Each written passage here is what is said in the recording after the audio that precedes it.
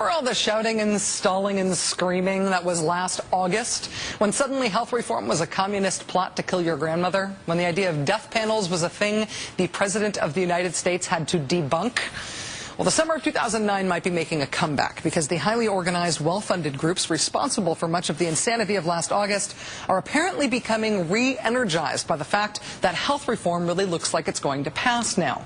The Washington Post reporting on anti-health reform interest groups newly dispatching lobbyists and launching new ad campaigns in a last-ditch effort to fight reform.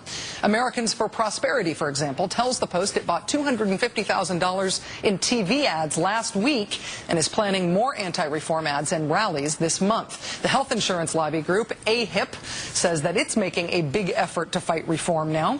And a conservative organization called 60 Plus has announced a $500,000 ad campaign aimed at getting 18 conservative House Democrats to vote against reform.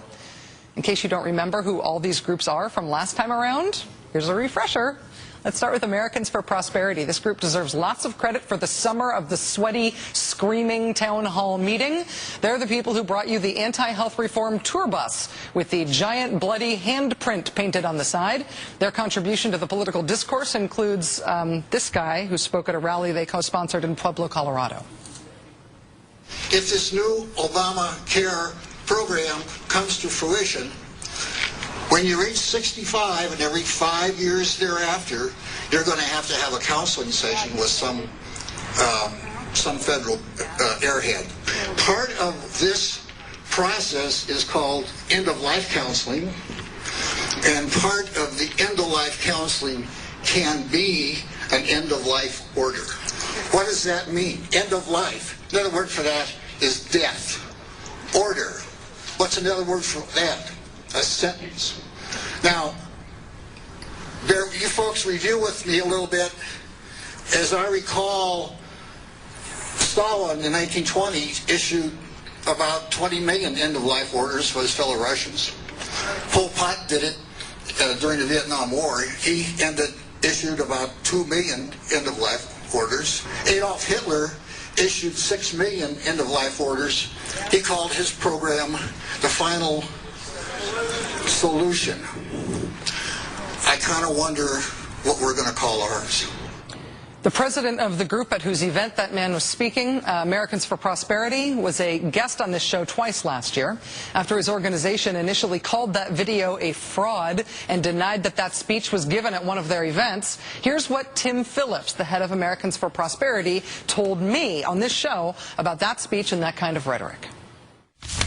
Having speakers at your event saying that Obamacare is like Pol Pot and the Holocaust. I haven't said that. Right, but your speakers have, and you're organizing. A speaker who was at an event that was co-sponsored by us. We do not control the podium.